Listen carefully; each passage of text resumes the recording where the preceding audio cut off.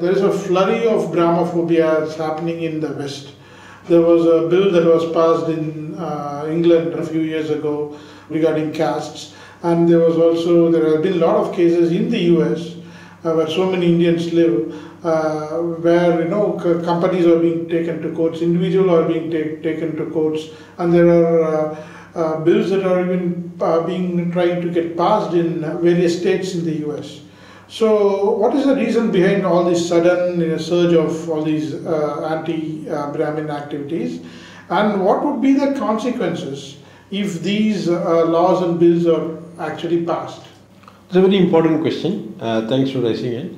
So, as we said, the attack on the Brahmins with hate speech and others didn't start now.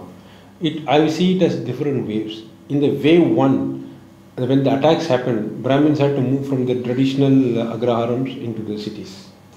And then from the cities, then they moved into the other places, right? Maybe they went out of country then later, right? In the third wave, they went out of country.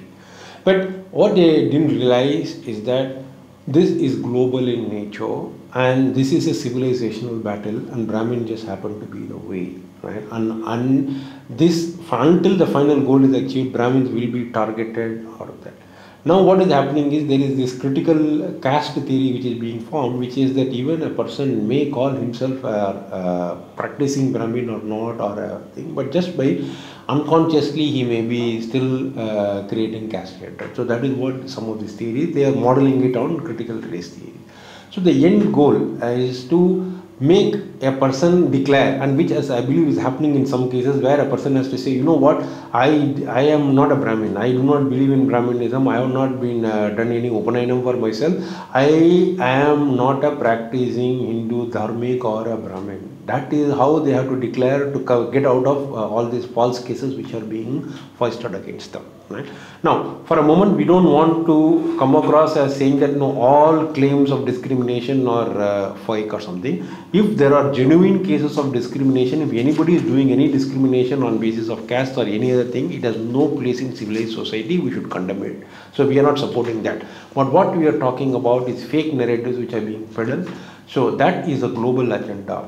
So the final agenda is to say that a Hindu or a practicing Sanatana Dharmic has to claim that he does not believe in what his ancestors were worshipping. He does not believe in his ancestral values. He feels that he is just a product who has just come in here. He just lives by himself and then he goes by.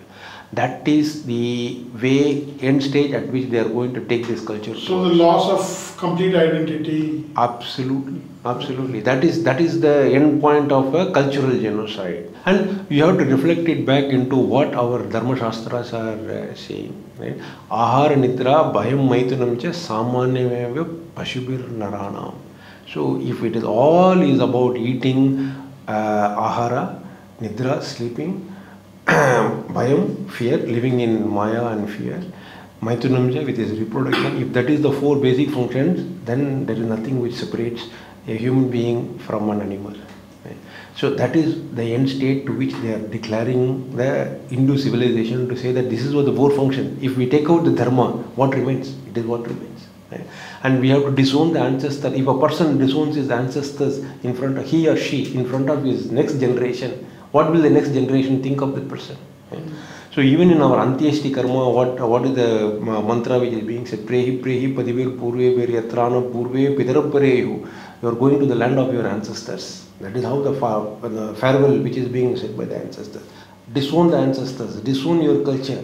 Then what does one person become? He just becomes a machine which is just working, eating, sleeping, and then it is just going with the colonial narrative. That is the cultural genocide which global Brahmins community is facing, not just global Brahmin community, the global Sanatana Dharma community face. So the Brahmin hate speech need to be addressed on priority before this virus spreads and starts attacking all other communities also.